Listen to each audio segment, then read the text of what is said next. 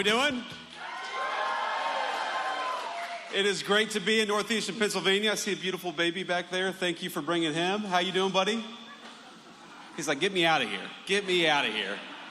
He'll worry about politics later. He's not old enough to vote, so let me just say a few things about where we are before I get into what I want to talk about, which is the one big, beautiful bill and the way that it's going to bring Pennsylvania roaring back and American manufacturing roaring back to life. And that's this. This is a beautiful, great facility and a great business.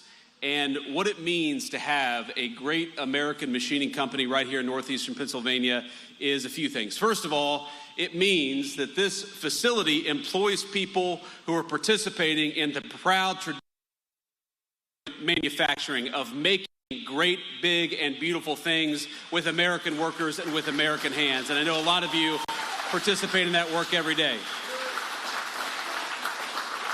But I've got a bit of a personal connection to this facility because my father, who passed away a couple of years ago, my father, when I was born, worked in a machine shop in Hamilton, Ohio, in southwestern Ohio, a business called Hamilton Tool. And eventually, like a lot of businesses like that, Hamilton Tool was not doing too well because what the Chinese and other Asian, primarily Mexican manufacturing economies were doing is they were stealing American jobs. They were making it easier to undercut the wages of American workers, and the United States lost a lot of great, big, beautiful factories during that period, thanks in large part because of bad decisions made by American leadership. And to have a business like this in northeastern Pennsylvania, I'm sure it hasn't been easy. You've got 36 employees here, and I know every single one of them work hard every day. But this is a great, great company, a great American success story. And while you guys thrived with bad policy coming from Washington, D.C., I think that you're going to take off into a rocket ship with good policy coming from Washington, D.C. under Donald J. Trump's leadership.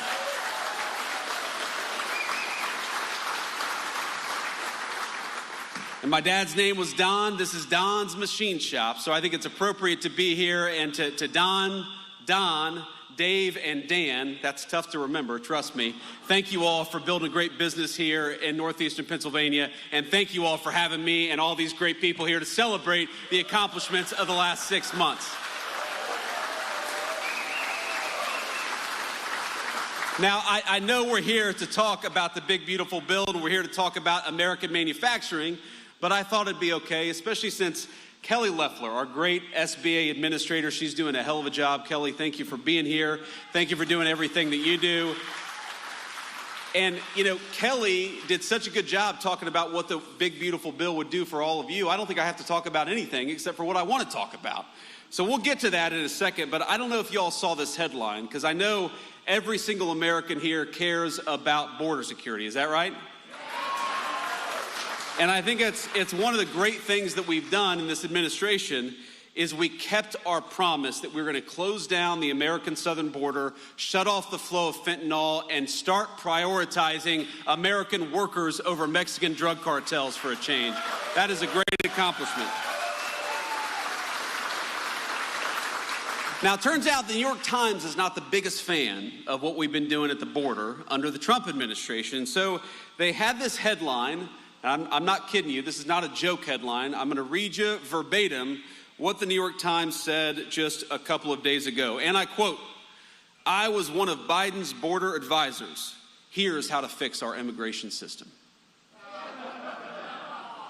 What would he know about fixing our immigration system? It was the Biden administration that broke our immigration system. So we've been having a little bit of fun around the office. So the Department of Homeland Security, their take on this was, "I was Humpty Dumpty. Here's how to sit on a wall." But be careful what you wish for. Now we're in northeastern Pennsylvania. I assume that this is Eagles territory. Is that right? Okay. Some dissension here. We've got a lot of Eagles fans, but not 100% Eagles fans here. But congratulations, by the way, on last year. But this is what a buddy of mine sent me. He said, "I'm a Cincinnati Bengals player. Here's how you win Super Bowls." And that cut a little deep.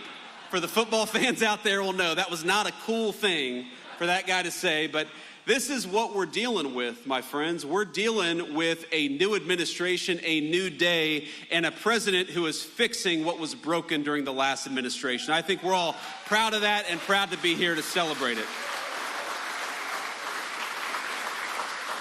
And here's what I am most proud of. What I am most proud of over the last 6 months, the border is important, and it's great, and it's incredible that we were able to go from the worst open border to a closed border in just a couple of weeks under President Trump's leadership. But you know what I'm really excited about? I'm really excited about the fact that for the first time in a very long time, workers' wages are rising faster than inflation. You're able to buy more, you're able to do more, and we're just getting started. For decades in this country, the story was that blue-collar workers in particular, they might get a little pay raise or they might not get any pay raise at all, but it was never enough to keep pace with inflation. No matter how hard you worked, no matter how hard you came to work every single day, no matter how many overtime hours, for example, you put in, you were falling behind. Way too many good Pennsylvania families were falling behind. And under just 6 months of the president's leadership, we've got inflation is coming under control, and blue-collar wages are rising faster than they have risen in 60 years. That is a testament to great presidential leadership and the great American people.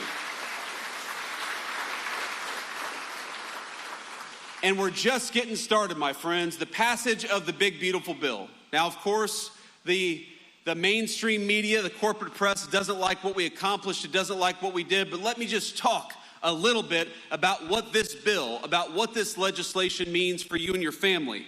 And there are a few different things, a few different ways in which I think this will be transformational for the American people. You heard Kelly talk about this a little bit. How many, Don, of your 36 employees are putting in a lot of overtime every single week? I bet a lot of them are. You told me you got projects coming in so fast, they're struggling to get people in to do all the jobs that are necessary. Well, now, thanks to President Trump's leadership, if you work overtime, the federal government is not going to take a dime of that overtime. You earn that money, you ought to keep it in your pocket.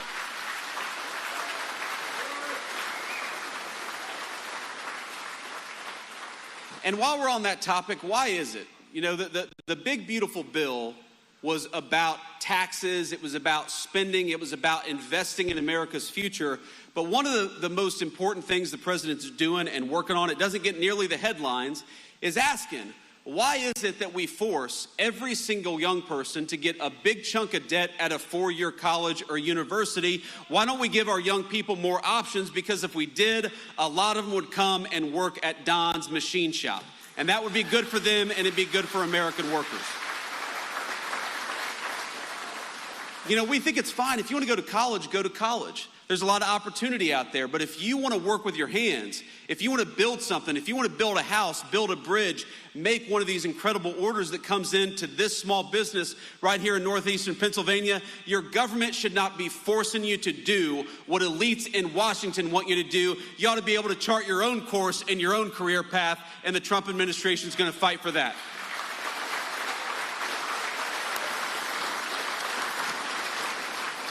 But, you know, here are just some of the other things that we're doing with this one big, beautiful bill. You know that we are creating the biggest tax breaks maybe in American history for investing and building in the United States of America. So if you're a small business, if you're a medium-sized business, if you want to invest in American workers, we are going to make it so you pay less taxes. Invest in Americans and your government ought to reward you. Isn't that common sense?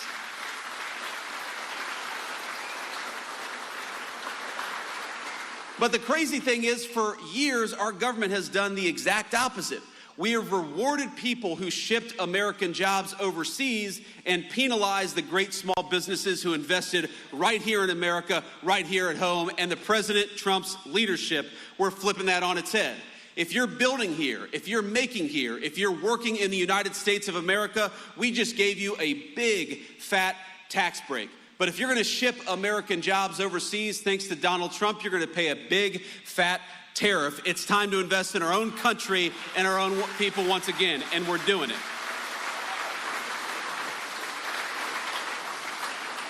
And here's the crazy thing. While we worked so hard, without a single Democrat in Congress supported this legislation, we worked so hard to get this legislation passed, to cut your taxes, to prevent big tax increases, to make it easier to save and invest right here in this great country that all of us love. Would you believe that the Democrats, they are attacking us every single day? And you know what their big line of attack is? Their big line of attack is that Donald Trump dares to put tariffs on foreign countries who try to bring their crap into the United States of America. And that's interesting to me, because Democrats seem to like everything that increases taxes. If you've got a health care problem, they'll say, well, just raise taxes, right? Health care costs in this country, we're working on it, they're way too expensive. Democrats will say, well, just raise taxes. We got not enough people working. Democrats will say, just raise taxes. That's their solution to every single problem. But you know, the one group of people in the entire world that they don't seem interested in penalizing, it's foreign countries that take advantage of this country, and that's got to stop. Part of